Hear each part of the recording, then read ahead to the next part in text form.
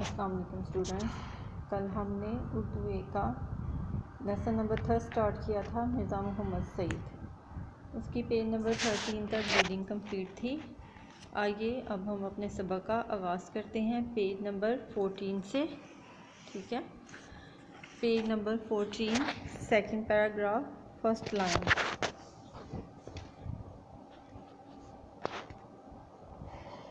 एक पब्लिशर साहिब और से दिल्ली में इस गर्ज अंडरलाइन करें वजह से आए थे कि मिर्ज़ा साहिब से नावल लिखवाएंगे। मैंने उन्हें समझाया कि मिर्ज़ा साहिब नहीं लिखेंगे, मगर वो बड़े बड़े मुसन्फ़ों को ख़रीद चुके थे। मतलब वो काफ़ी ज़्यादा बहुत बड़े मुसन्फ़ों से या राइटरों से अपना काम करवा चुके थे। इसका ये मतलब है ना माने। बोले हम इन्हें एक नावल का 1000 रुपया देंगे तो वो क्यों नहीं लिखेंगे। मतलब उनके दिल में था कि मैं इनको पैसों का लालच दूंगा तो वो मेरा काम कर देंगे, लेकिन ऐसा नहीं था। ये वो ज़माना था कि 200-250 रुपये में अच्छा खासा नावल पब्लिशर को मिल जाता था। चुनाचे मुझे अपने साथ लेकर मिर्ज़ा साहिब की खिदमत में हाजिर हुए। मैंने तारुफ करवाया।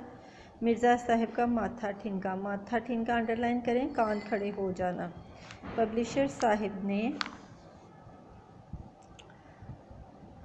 छूटते ही यानी एकदम से ही इस्लाम दुआ नहीं ली, हाल अहवाल नहीं पूछा, तो एकदम से ही नावल छूटते ही अंडरलाइन करें, एकदम से ही नावल लिखने की फरमाइश की। मिर्ज़ा साहिब बड़े ठंडे मिजाज के आदमी थे। बोले आप मेरे नावल के 5000 देंगे, 10,000 देंगे, मुझे ये मंजूर नहीं है कि जो काम कर रहा हूँ उसे छोड़कर आपके लिए नावल लिखूँ। 5-10 हज़ार की बात सुनकर पब्लिशर साहिब की सिटी गुम हो गई। सिटी गुम होगी अंडरलाइन करें, घबरा जाना, बुखला जाना। और 2-4 मिनट पहलू बदल कर अंडरलाइन करें, इधर उधर की बातें करके रुखसत चाहिए, इजाज़त चाहिए जाने के लिए। मिर्ज़ा साहिब इस ज़माने में अपनी मार्कातुल आरा अंडरलाइन करें ज़बरदस्त किताब मज़हब और बातनियत लिख रहे थे, जिसे मुकम्मल होने के बाद इनके दोस्त प्रोफेसर ताजूर नजीब आबादी नामवर शायर और अदबियात के आलम थे और इनके शागिर्दों का हल्का अहबाब बहुत ज़्यादा वसी था। उनसे ले गए और लाहौर से वो किताब शाया हुई। मिर्ज़ा साहिब का सिर्फ यही एक इल्मी कारनामा है, मगर ऐसा कारनामा कि उर्दू की अगर 100 उम्दा किताबें छांटी जाएं अंडरलाइन करें, अलहदा की जाएं, तो इनमें मज़हब और बातनियत को ज़रूर शरीक करना पड़ेगा। मतलब ये इस कदर अच्छी किताब थी, इस कदर मालूमाती किताब थी कि अगर 100 किताबें अलग करके रखी जाएं तो इस किताब को शामिल किए बगैर उनकी गिनती जो है वो पूरी नहीं होती।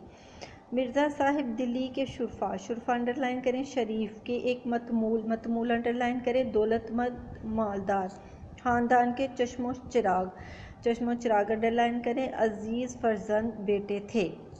तुराहा बैरमहाम से आगे बढ़कर एक रास्ता सीधे हाथ को मुड़ जाता है। इसी के नुक्कड़ पर मिर्ज़ा साहब का आबाई मकान था।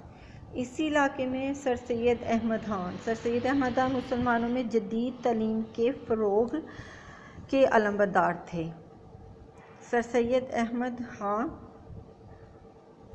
का कदीम मकान भी था। सर सैयद से भी मिर्ज़ा साहब की अज़ीज़दारी अंडरलाइन करें, भाईदारी, और मुंशी ज़काउल्लाह से भी उनकी कराबतदारी अंडरलाइन करें, रिश्तेदारी हो गई थी। 50-60 साल पहले दिल्ली के मुसलमान शुरफा में अंग्रेज़ी तालीम को अच्छी नज़रों से नहीं देखा जाता था, मगर सर सैयद ने मुसलमानों के इस गलत नज़रिए की बहुत कुछ इस्लाह कर दी थी।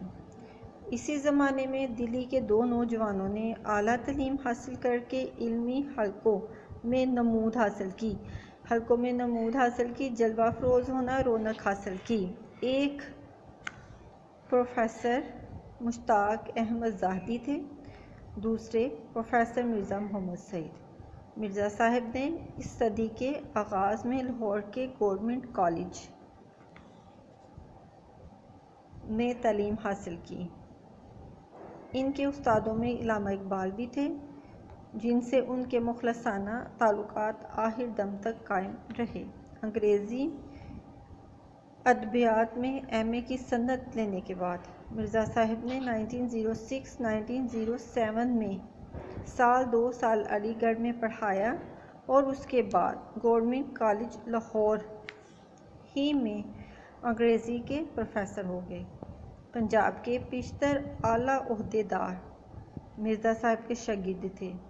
पितरस और ताज ने भी, आप आ जाएँ पेज नंबर 15 पर, first paragraph first line, Mirza साहब से इक्तसाबे इल्म किया।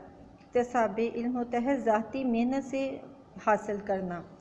बाद में पितरस खुद अंग्रेज़ी के प्रोफेसर हो गए थे, मगर अपनी गैर मामूली काबिलियत ज़हानत के बावजूद मिर्ज़ा साहब की इल्मियत इल्म होना, बहुत ज़्यादा इल्म का ख़जाना होना के आगे अपने आप को हेज समझते थे, हेज को अंडरलाइन करें, कमतर समझते थे।